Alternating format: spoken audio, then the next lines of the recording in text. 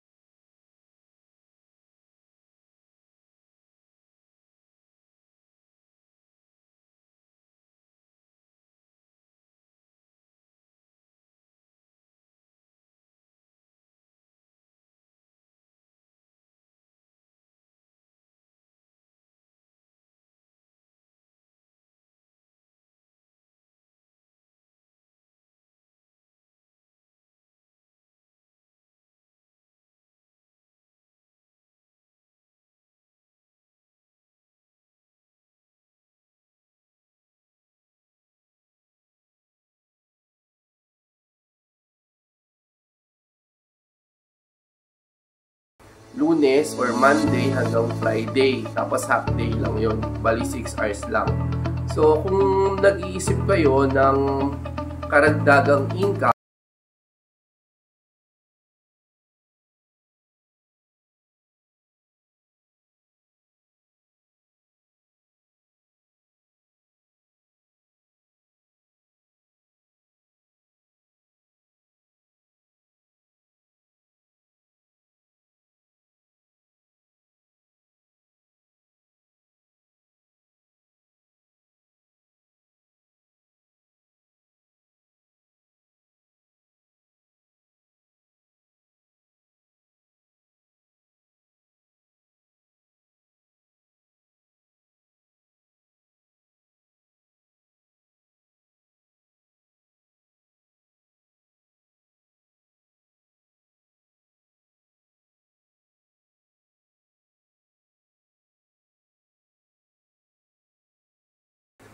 saka sa video okay, kailangan mo rin mag-update ng mga songs. At saka yung puhunan sa video okay na negosyo,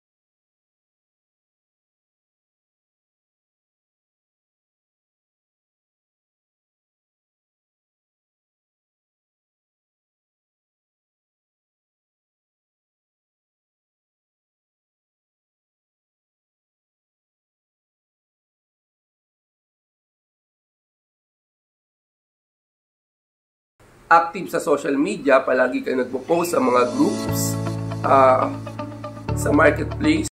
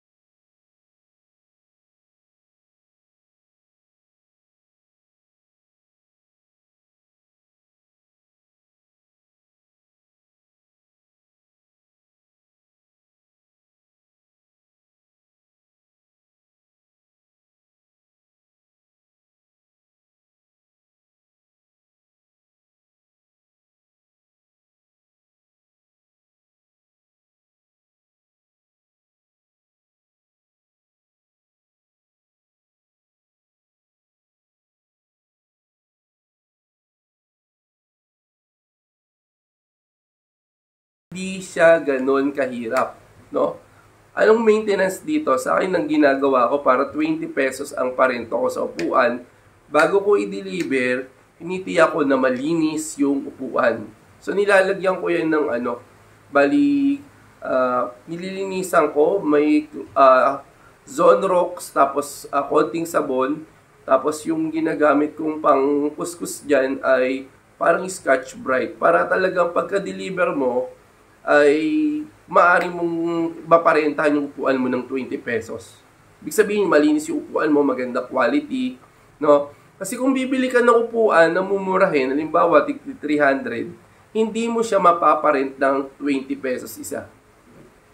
Ang renta ng mga at saka kung yung upuan mo ay hindi malinis, ang parenta sa upuan na hindi malinis at hindi quality ay 10 piso lang. No?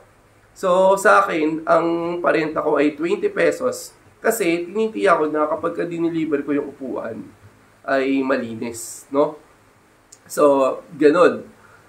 Bali, sa upuan na 50 pieces at lamesa na 6 na peraso, pwede ka nang mag-start ng iyong negosyo. Ngayon, saan ka magpo-post? Magpo-post ka lang sa Facebook, sa mga groups. Titingnan mo muna yung mga lugar na malapit sa iyo. For example, yung mga lugar kung saan nandoon sa Facebook mo, kung saan ka nakatira, add ka sa mga groups nila, no? Sasali ka sa mga groups nila, tapos ipopost mo doon, magpo-post ka rin sa marketplace, no? Doon mapapansin mo na sa umpisa, meron na kaagad mga nag-i-inquire, no?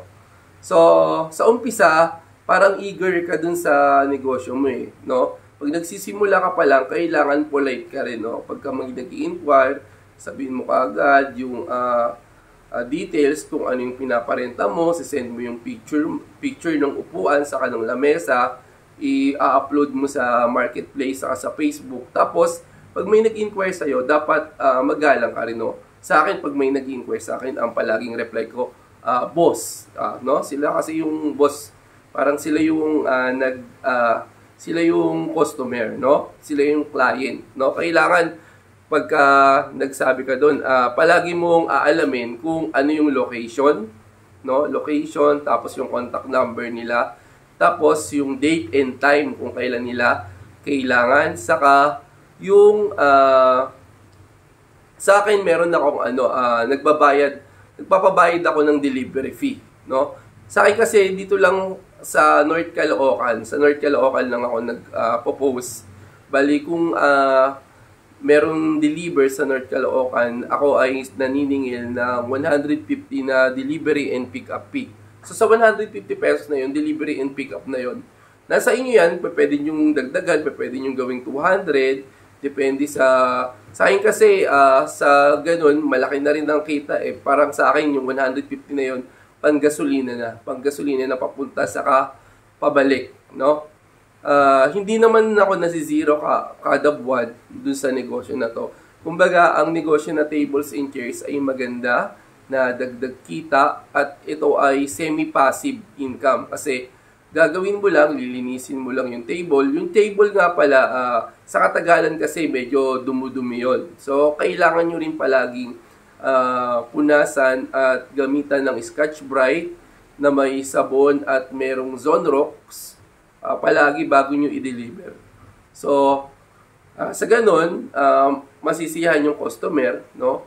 Maganda yung inyong quality, yung inyong item, lifetime yung inyong table, yung inyong chairs naman, yung inyong upuan ay Kofta Ruby 1 na maganda rin ng quality. So, tingin ko sa mga upuan dito sa Pilipinas, mas maganda ang quality ng Kofta Ruby 1 kumpara sa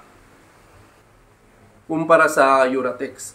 Pero sa negosyo na to, hindi mo aasahan ang negosyo na to na ito yung magsusupply ng pangangailangan nyo sa loob ng isang buwan. Kumbaga, ang negosyo na ito ay parang extra income lang, no? Extra income lang. Pagkatapos ng ganitong negosyo, pwede na kayong magdagdag ng video okay naman, video okay na negosyo. Popost ko nga pala yung mga pictures ng aking tables and chairs, no? Kasi yun muna yung inuna ko eh. Hindi muna ako nag-tent. Yung tent, sa kanyo na yung idagdag. Unahin nyo muna pag-ipunan yung kulong-kulong, yung service. Kasi yung kulong-kulong marami kayong pwedeng paggamitan yan. Pwede nyo siyang gamitin na parenta, pang service. Kayo na rin, ang kulong-kulong kasi hindi siya ganun kalakas sa gasolina kapag meron kayong kulong-kulong. At saka, hindi ninyo aasahan yung mga kapitbahay nyo na aarkila sa inyo kasi sa totoo lang, yung mga tao na hindi nyo kilala, dun kayo kikita sa marketplace. Kasi sa mga kapitbahay, kadalasan, humihingi yan ng discount, no? Dito sa amin, sa lugar, taga-ano kasi ako, North Caloocan, kapag mga kapitbahay lang, yung parenta ko sa upuan na 20, nagiging 15. No? Tapos yung table, minsan 180, nagiging 150 na lang.